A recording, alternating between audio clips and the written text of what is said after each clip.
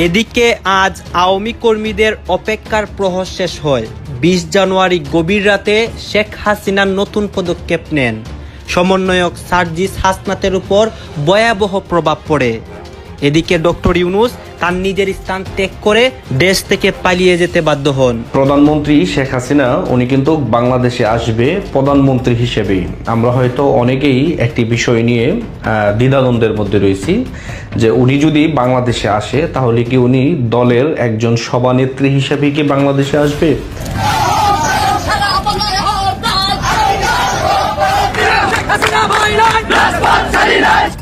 ইতিমধ্যে আওয়ামী লীগ আরো ভয়ঙ্করভাবে ফিরে আসার ঘোষণা দিয়েছে। আপনারা জানেন, সন্ত্রাসী বাহাউদ্দিন নাসিম, মানুষ খুনি বাহাউদ্দিন নাসিম বিবিসি বাংলায় বলছে যে ইউনূস সরকারের পতনের দাবিতে হরতালের মতো কঠোর কর্মসূচি দিচ্ছে আওয়ামী লীগ। আপনি 17 বছরে এই বক্তব্য কইছিল আপনার আওয়ামী লীগের জন্য। আপনি আর দালালির পথে এসেছেন না। সারা বাংলাদেশে রিক্সা চালক করলে আন্দোলনে নামবে আপনার জন্য। সিন্ডিকেট এখনো আপনি ভাঙতে পারেন নাই, তাহলে আপনাকে কিসের জন্য বসানো হয়েছে অন্তর্বর্তী সরকারকে? দাবি আদায়ে 24 ঘন্টার আলটিমেটাম দেওয়া হয়। এ সময় দাবি না মানলে অন্তর্বর্তী সরকারের পদত্যাগ করতে হবে বলেও হুঁশিয়ারি দেন তারা। আমরা আপনাদেরও এই বাংলার মাটি থেকে উৎখাত করে ছাড়বো ইনশাআল্লাহ। মধ্যরাতে বিক্ষোভ ও অবস্থান কর্মসূচি পালন করেছে বিভিন্ন প্রতিষ্ঠানের শিক্ষার্থীরা। এ সময় দাবি আদায়ে 24 ঘন্টার আলটিমেটাম দেওয়া হয়। দাবি পূরণ না হলে সোমবার 11টা থেকে সারা দেশে আন্দোলনের ডাক দেবে তারা। খুব জরুরি একটা বিষয়, কোনো গণমাধ্যম নিউজ করে নাই, শুধু 2 জায়গায় ভিডিও দেখলাম, সেটাও পরে ডিলিট হয়ে গেল। পলিসি, ইটস আ পলিসি, সিদ্ধান্ত, ডিসিশন নিয়েছে ইউনূস সরকারের পলিসি এটা। ট্রাম্পের শপথের দিন রাতেই মোহাম্মদ ইউনূস বিদেশে যাচ্ছেন। অনেকে হয়তো মনে করবেন যে কিরে বাবা, মোহাম্মদ ইউনূস ট্রাম্প শপথ নিচ্ছেন। আসসালামু আলাইকুম রহমতুল্লাহ। সবাই কেমন আছেন? আশা করি সবাই অনেক অনেক ভালো এবং সুস্থ আছেন। সবাইকে স্বাগতম জানাচ্ছি আমাদের আরেকটি নতুন ভিডিওতে। প্রতিদিনের মতো আমি আপনাদের রিয়াদ ফারুকি আবারও চলে আসলাম নতুন একটা ভিডিও নিয়ে। দর্শক, আজকের ভিডিও টাইটেল এবং থাম্বনেল দেখে ইতিমধ্যে বুঝতে পেরেছেন কি বিষয় নিয়ে কথা বলবো। বর্তমানে চলমান দেশের যে রাজনীতির পরিস্থিতি চলতেছে তারই ধারাবাহিকতা আমরা চেষ্টা করি সবসময় আলোচিত সমালোচিত সব খবর সবার আগে আপনাদের মাঝে পৌঁছে দেওয়ার চেষ্টা করি। তারই ধারাবাহিকতা আজকের ভিডিও। ইতিমধ্যে আপনার সবাই ভিডিওর শুরুতে বেশ কিছু অংশ বিশেষ দেখেছেন, যে অংশ বিশেষগুলো দেখে বুঝতে পেরেছেন আজকের ভিডিওটি কতটুকু গুরুত্বপূর্ণ হতে চলেছে। তাই আমি আর বিষয়টা নিয়ে বিস্তারিত বলবো না, কারণ বিস্তারিত বলতে গেলে ভিডিওটা অনেক লম্বা হয়ে যাবে। তাই সংক্ষেপে করার ক্ষেত্রে আমি মূল আলোচনা নিয়ে যাচ্ছি। তার আগে আপনাকে ছোট্ট একটি অনুরোধ জানিয়ে রাখতে চাই, যারা আমাদের ফারুকি অনলাইন ইউটিউব চ্যানেলটিতে এখনো নতুন আছেন, প্লিজ দয়া করে আমাদের চ্যানেল সাবস্ক্রাইব করে সাথে থাকবেন। চলুন আমরা একটা ভিডিও ফুটেজের মাধ্যমে ধারাবাহিকভাবে একটু বিস্তারিত দেখে আসবো। উনি কিন্তু বাংলাদেশে আসবে প্রধানমন্ত্রী হিসেবেই। আমরা হয়তো অনেকেই একটি বিষয় নিয়ে দ্বিধাদ্বন্দ্বের মধ্যে রয়েছি যে উনি যদি বাংলাদেশে আসে তাহলে কি উনি দলের একজন সভানেত্রী হিসেবে কি বাংলাদেশে আসবে নাকি প্রধানমন্ত্রী হিসাবে আসবে। এই হিসাবটা আপনি যদি মিলাতে চান তাহলে একদম সহজ একটি হিসাব। আমাদের বাংলাদেশ থেকে যখন প্রধানমন্ত্রী শেখ হাসিনা ভারতে চলে যায়, এখন বলা হয় না যে শেখ হাসিনাকে ফেরত দিতে হবে। ফেরত কেন দিব? পাঠাইছেন তো আপনারাই, আপনাদেরকে আবার আনতে হবে সসম্মানে এবং কি ফুলের মালা দিয়ে। শেখ হাসিনাকে আপনাকে অবশ্যই আপনাদের ফুলের মালা দিয়েই দেশে আনতে হবে। শেখ হাসিনাই তো নিজে হাইটা চলে যায় নাই, ওনাকে আপনার বিমান দিয়ে তারপর ভারতে নিয়ে দেওয়া আসা হয়েছে। তো যাই হোক, উনি কিভাবে আপনার প্রধানমন্ত্রী হিসাবে আসবেন? উনি আপনার ম্যান্ডেট প্রাপ্ত একজন প্রধানমন্ত্রী, জনগণের ভোটে নির্বাচিত একজন প্রধানমন্ত্রী, জনগণ ভোট দিয়ে ওনাকে নির্বাচিত করেছেন। এখন উনি প্রধানমন্ত্রী হিসাবে আসবেন কোন সিস্টেমে আসবেন?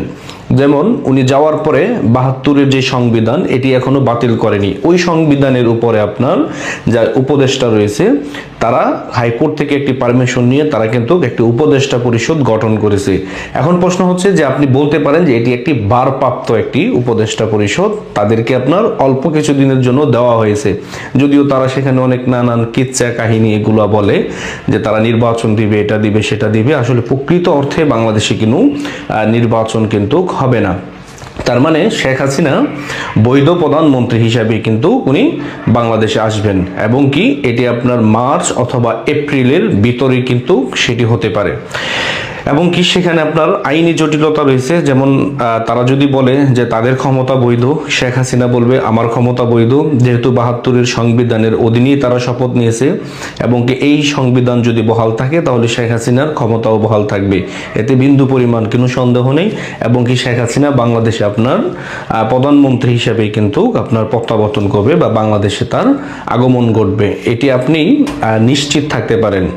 কারণ কি উপদেষ্টা পরিষদ আমরা যাদেরকে এখন বলতেছি তারা কিন্তু দ্রুত সময়ের ভিতরে এই দেশ ত্যাগ করবে।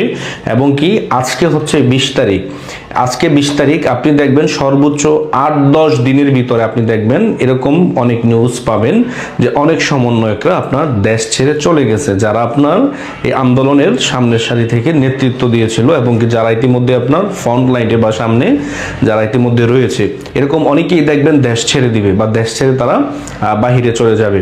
ইতিমধ্যে অনেক সমন্বয়কদেরকে আপনার এরকমও শোনা যাচ্ছে যে তারা বিদেশে তারা অর্থ পাচার করছে এবং কি সেখানে তারা টাকা পাঠাচ্ছে যাতে করে তাদের বাকি জীবনটা তারা আরাম আয়েশে তারা সেখানে ভোগ করতে পারে। কিন্তু শেখ হাসিনা ঠিকই বাংলাদেশে আসবে, বৈধ প্রধানমন্ত্রী হিসাবে আসবে। আর শেখ হাসিনা যদি বাংলাদেশে না আসে তাহলে বাংলাদেশ কিন্তু আপনার ঠিক হবে না এবং কি অর্থনীতি আবারও পুনরাবৃত্তি আপনার পুনরায় চাঙ্গা হবে না এবং কি এদেশের গার্মেন্টস, মেল, ফ্যাক্টরি, ইন্ডাস্ট্রি এগুলো কিন্তু দিন দিন বন্ধ হয়ে যাচ্ছে।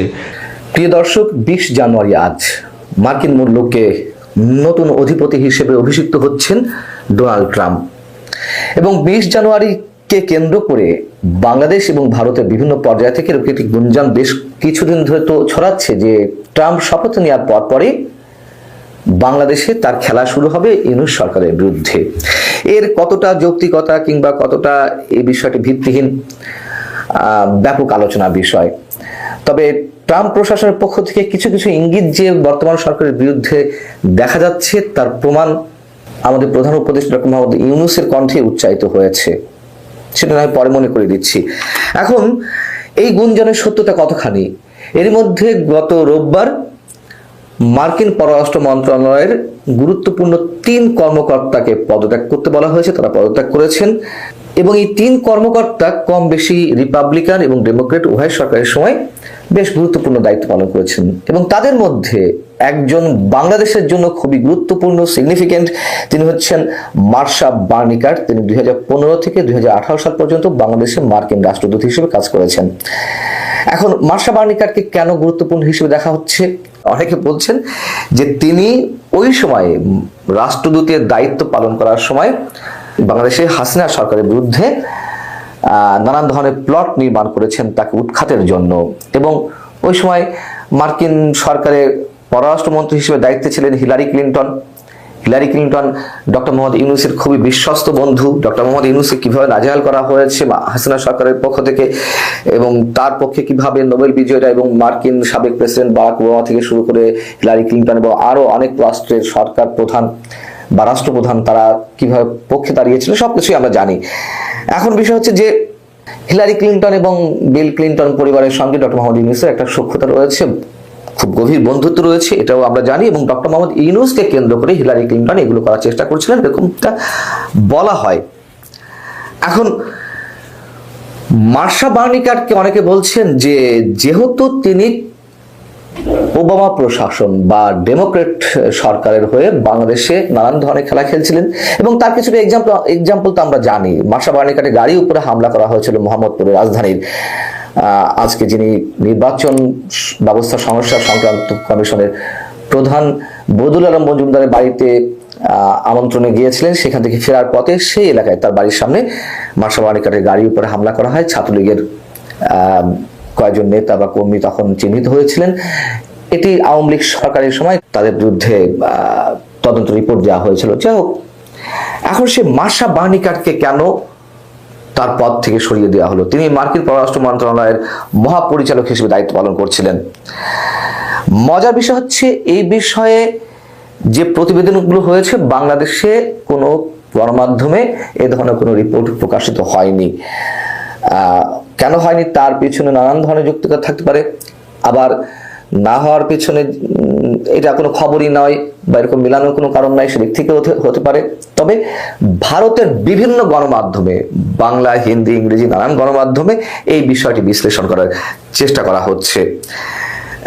সেখানে এইভাবে উল্লেখ করা হচ্ছে যে যুক্তরাষ্ট্রের কতিপয় কূটনীতিক হাসিনা সরকারের বিরুদ্ধে যুদ্ধ ঘোষণা করেছিলেন, তাদের পিছনে ছিলেন সাবেক মার্কিন পররাষ্ট্র সচিব মানে পররাষ্ট্রমন্ত্রী হিলারি ক্লিন্টন, এবং হিলারি ক্লিন্টন বাংলাদেশে মার্শা বার্নিকাটকে দিয়ে সব ধরনের ষড়যন্ত্রের পথ বিস্তার করার চেষ্টা করছিলেন।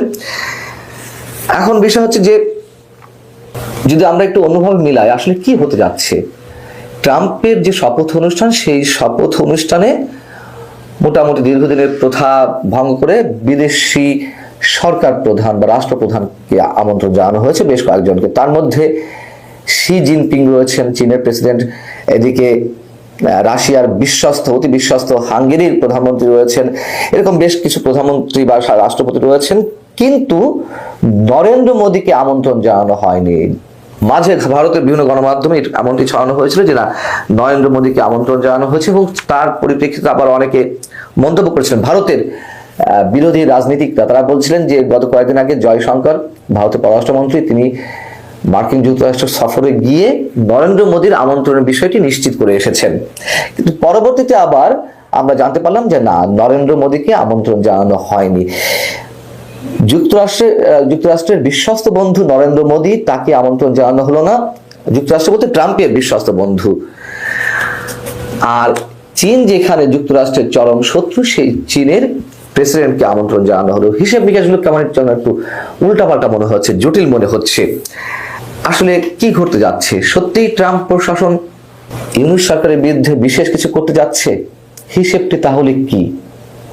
এবং যদি আমি প্রথমে বলছিলাম যে ট্রাম্প সরকার যে বাংলাদেশের বর্তমান অন্তর্বর্তী সরকারকে পূর্ণ সহযোগিতা দেবে না বা তারা ষড়যন্ত্রমূলক নানান কিছু করতে পারে, এরকম একটা ইঙ্গিত আমাদের প্রধান উপদেষ্টার মুখ থেকে বেরিয়ে এসেছে। গত কয়েকদিন আগে নিউ এজের সম্পাদক সিনিয়র সাংবাদিক নুরুল কবির যে সাক্ষাৎকারটি নিয়েছিলেন, সেখানে অনেক জিনিস খোলামেলা উঠে এসেছে।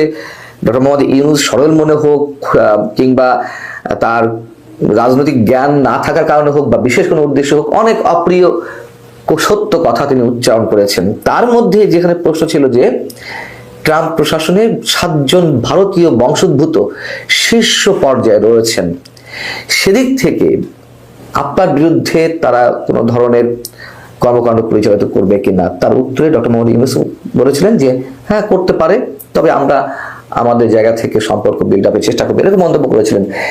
তিনি কিন্তু একেবারে উড়িয়ে দেননি যে না, এটা করার কোনো প্রশ্নই ওঠে না, এটি হবে না।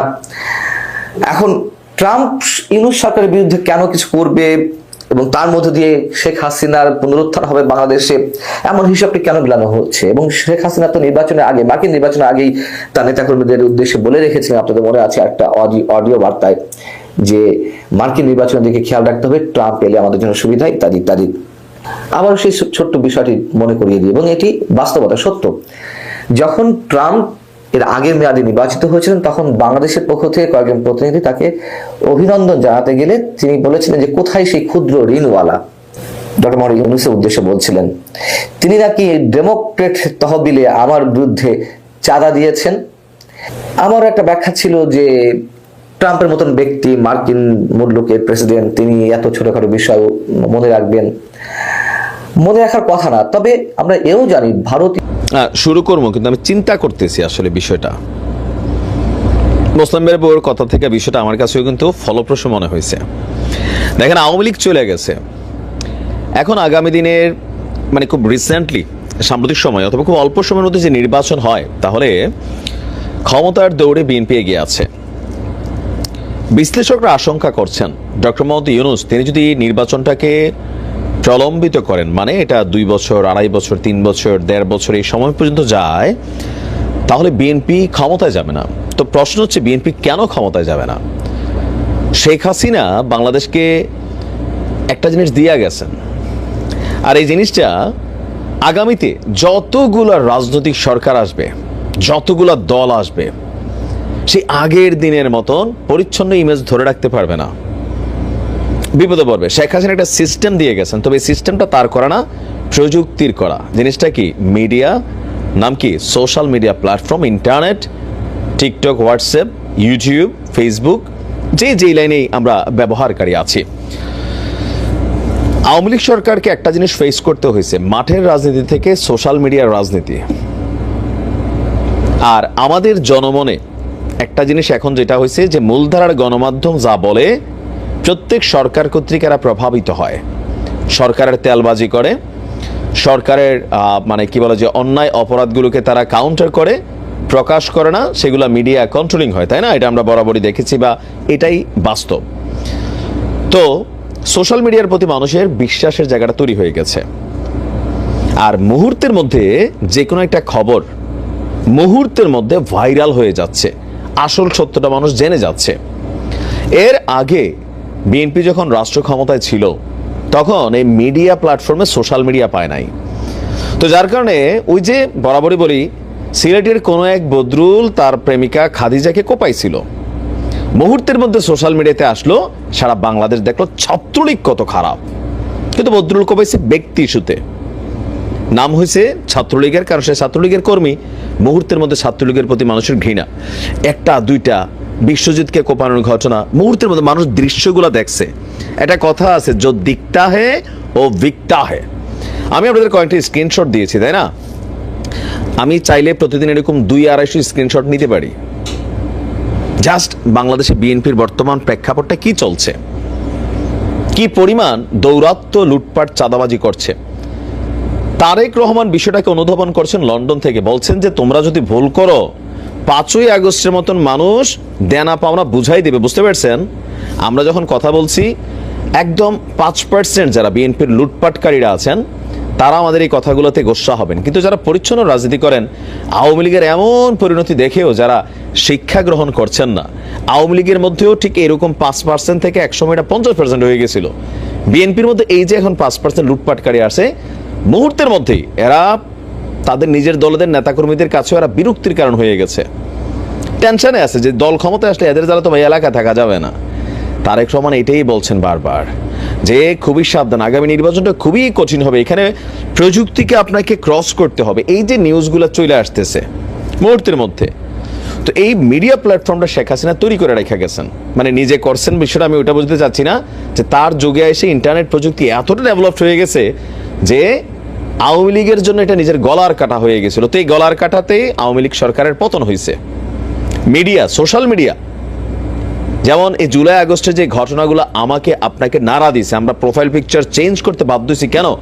চোখের সামনে পুলিশের ব্রুটালিটি দেখেছি, চোখের সামনে এই সরকারের বিভিন্ন অন্যায় আমরা দেখেছি, মোবাইলে ধারণকৃত বিভিন্ন ফুটেজ দেখেছি। প্রত্যেকটা মানুষের অন্তরের মধ্যে টাচ করে গেছে ভাই, যার কারণে ওই ছাত্রদের ডাকডোক এগুলো না, মানুষ এই অন্যায়গুলোকে মাইনা নিতে পারতেছিল না। কেউ কি हमने দেখা হ্যায়। তো এখন যে বিএনপি করতেছে এটা আমরা দেখতেছি না, দেখতেছি। তো এই দেখা যদি লম্বা সময় থাকে, লম্বা সময়, এই যে ধরেন আওয়ামী লীগের নেতা ভাইবা জামাতের নেতার মাস্টার্স লুট করে লয়ে গেছে গা, কোথায় ঘটছে ঘটনা?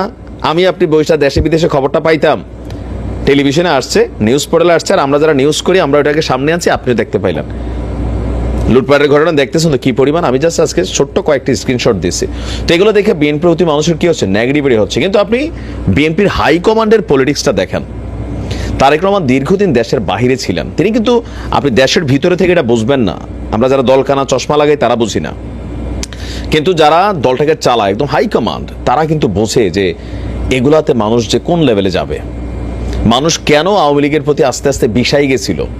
তো একই পথে বিভিন্নভাবে যখন এইসব ঘটনা হচ্ছে, ওই কোনো এক প্রত্যন্ত অঞ্চলে একটা লোক একটা ঘটনা করছে, একজনের মাছের ঘের থেকে জাল মেরা মাছ তুলে নিয়ে আসছে, পত্রিকার সাথে সাথে নিউজ, জামাত নেতার মাছ লুট করলো কে? বিএনপি কর্মীরা। দলের নাম চলে আসছে, অমুকের ভূত তমুকের কে চিনে, বিএনপি নাম দিলেই চিনে। এটাই তো বাস্তব। এগুলাতে মানুষের মন বিষাই যাবে। তো শেখ হাসিনার এই যে প্রযুক্তির খেলাটাকে ডেভেলপ করে গেছেন, এইটাকে এবারে ক্রস করতে হবে প্রত্যেকটা দলকে। ভালো কথা মুহূর্তের মধ্যে ছড়াবে, খারাপ জিনিস মুহূর্তের মধ্যে ছড়াবে। আপনাকে চয়েস করতে হবে আপনি একটা দলের কর্মী হিসাবে কি কর্ম করবেন। ছাত্রলীগ খারাপ ছিল, ফাইন, ছাত্র দল কি ভালো ভূমিকা পালন করবে? মিডিয়া প্রমাণ দিবে। আওয়ামী লীগ খারাপ ছিল, পতন হয়েছে, বিএনপিকে আওয়ামী লীগকে ক্রস করে ভালো কিছু করবে, এই মিডিয়ার মাধ্যমে প্রমাণিত হবে। 5 মাসে আপনি যদি দেখেন বিএনপির প্রতি আমজনতার যে পজিটিভ ফিল ছিল, আমার ধারণা এটা 5% হলে ঘাটতি হয়ে গেছে, মিনিমাম 5 তো শেষ। কেন শেষ? জাস্ট এই নিউজগুলো সামনে আসতেছে। লোকাল পিপল দেখতেছে। আর এটা যদি কন্টিনিউ হয়, আগামী 2 বছর বিএনপির ক্ষমতায় আসা আসলে সোজা হবে না। আর এটা কিন্তু তারেক রহমান সাহেব বলছেন। তিনি এই জন্যই কর্মীদেরকে বলেন যে বাবারে খবরদার, এই কাজ করা যাবে না, লুটপাট করা যাবে না, মানুষের উপর অন্যায় অত্যাচার, মিথ্যা মামলা, রাজনৈতিক হয়রানি, অমুকের বাড়িঘর, মব জাস্টিস, এগুলো করা যাবে না। কারণ তুমি যখন কোনো একটা এলাকার মধ্যে বসে কোনো একটা আকাম করতেছো, এটার দায়ভার টোটাল বিএনপির উপর ইফেক্ট করবে। আপনার কি মনে হয় যে আওয়ামী লীগ সরকারের পতনের পেছনে সবচেয়ে বড় ভূমিকা রাখছে ছাত্রদের পাশাপাশি এই মিডিয়া, দেশে বিদেশে রেমিটেন্স যোদ্ধা টুদ্ধা সবাই এক হয়েছে কোথায়? According to this media platform. Sheikh হাসিনার এই প্রযুক্তি যেটা তিনি ডেভেলপ করে ফেলছিলেন, দেশে খুব হাই পর্যায়ে নিয়েছিলেন, এখন এটাকে প্রত্যেকটা সরকার ফেস করতে হবে। আগের দিনের মতন নাই যে কোনো একটা ঘটনা হয়েছে সাংবাদিকরা ডাকায় আই এটা নিউজ করো না। সাংবাদিক নিউজ করবে না, কিন্তু এলাকার সিটিজেন সাংবাদিক যারা আছে, এই মোবাইলের মধ্যে ভিডিও ভাইরাল হয়ে যাচ্ছে মুহূর্তের মধ্যে। যার কারণে এই যুগটাতে রাজনীতি করতে খুবই সচেতন থাকতে হবে। আপনি ভালো কাজ করবেন, মুহূর্তের মধ্যে ব্যারিস্টার সুমন হয়ে যাবেন। আবার যখন একটু উল্টাপাল্টা কথা কবেন, ব্যারিস্টার সুমনও ভিলেন হয়ে গেছিল, তাই না? এটা তো বাস্তব। আওয়ামী লীগের এত ঘৃণার মধ্যে একজন ব্যারিস্টার সুমন তৈরি হয়েছিল সামহাউ। মানুষ তারা ভালোবাসছে, হেটার্সও আছে, বাট আবার যখন ওই যে একদম লাস্ট পর্যায়ে এসব বন্দুক টন্দুক কার্টিজের হিসাব দিলেন, এটাও মানুষ দেখে ফেললো, মুহূর্তে ভালোবাসা সরে গেল। বুঝাতে পারছি নিশ্চয়ই। তো দলীয় হাইকমান্ডের কথা শুনেন, মানেন। আমরা যারা ক্রিটিক্স আছি আপনাদের দোষ ত্রুটিগুলো ধরাই দিই, এগুলোর পজিটিভ নিতে শিখেন। নয়তো শেখ হাসিনা যেই পথে গেছেন, এই পথ আপনাদেরকেও মানে মিট করবে, সাক্ষাৎ করবে। আমার কথা না, তারেক রহমানের কথা। যে তারেক রহমান বুঝে গেছে বিএনপির বিরুদ্ধে আরেকটি 5 আগস্ট ঘটতে পারে। এটা বুঝতে পেরে জনাব তারেক রহমান নেতাকর্মীদেরকে অনুনয় বিনিময় করে সতর্ক করছেন, জরুরি বার্তা দিচ্ছেন, নেতাকর্মীদেরকে নিবৃত্ত করার চেষ্টা করছেন। ভাই, আওয়ামী লীগ যেরকম একটা পিটানি খেয়েছে, ইতিহাসের ভয়ানক পিটানি খেয়েছে, আওয়ামী লীগ যেরকম ধ্বংস হয়েছে, বিএনপির কপালে যেন সেটা না আসে। প্লিজ নেতাকর্মীরা আপনারা সতর্ক হয়ে যান। দর্শক, আওয়ামী লীগ যে কাজ করেছিল সেম কাজ বিএনপি করছে, অতএব তারেক রহমানের এই উপলব্ধি তো হবেই। আওয়ামী লীগ চাঁদাবাজি করেছিল, বিএনপি এখন চাঁদাবাজি করছে, সেম, বরং রেট বাড়িয়ে দিয়েছে, 100 টাকা 120 টাকা নিয়ে দিয়েছে বলে আমি শুনেছি। আওয়ামী লীগ লুটপাট করতো, বিএনপি ক্ষমতায় না এসে লুটপাট করছে। বিষয়টা এমন, দর্শক একটু বোঝার চেষ্টা করুন। বিএনপির লুটপাট চাঁদাবাজি বুঝতে হলে আপনাকে বুঝতে হবে, আমি একটা উদাহরণ দিই। একটা কৌতুক, হারুন কিসিঞ্জারের বিভিন্ন মানে দুধ দহনের প্রতিযোগিতা, যে কোন দেশের গরুর কত কেজি দুধ হয়। সেখানে Australia 40 KG, New Zealand 30 KG, Norway 25 KG, India 10 KG, Pakistan 7 KG, আর বাংলাদেশ 2 কেজি। তাহলে স্বাভাবিক হিসেবে ফার্স্ট হওয়ার কথা অস্ট্রেলিয়ার 40 কেজি, কিন্তু না, রায় আসে বাংলাদেশ ফার্স্ট। একটা গরু থেকে 2 কেজি দুধ দহন করে বাংলাদেশ ফার্স্ট। প্রশ্ন উঠছে, সবাই অভিযোগ করলো যে কাহিনী কি, 2 কেজিতে ফার্স্ট হয় কিভাবে? অস্ট্রেলিয়া, নিউজিল্যান্ড এরা প্রশ্ন করলো। তখন জবাব আসলো যে সবাই তো গাভী থেকে 40 কেজি 35 কেজি এরকম বের করেছে, আর বাংলাদেশ হচ্ছে ষাঁড় থেকে, বলদ গরু থেকে 2 কেজি বের করছে। এই উদাহরণটা বিএনপির ক্ষেত্রে প্রযোজ্য। আওয়ামী লীগ চাঁদাবাজি লুটপাট করেছে তো ক্ষমতায় থাকে, আর বিএনপি ক্ষমতায় না থেকে, মানে ষাঁড় থেকে যে চাঁদাবাজি করছে, যা বের করছে, আর জিনিসটা যদি গাভী হয়, ক্ষমতা যদি আসতে পারে, তখন বাংলাদেশ বিক্রি করে দিবে।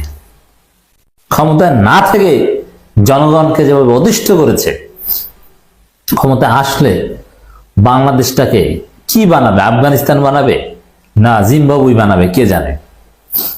অতএব ক্ষমতা আসলে জনগণ বাধ্য হবে রাজপথে নামতে, এবং 5 আগস্ট যেরকম রাজপথে নেমেছিল বিএনপির বিরুদ্ধে, সেরকম নামতে পারে।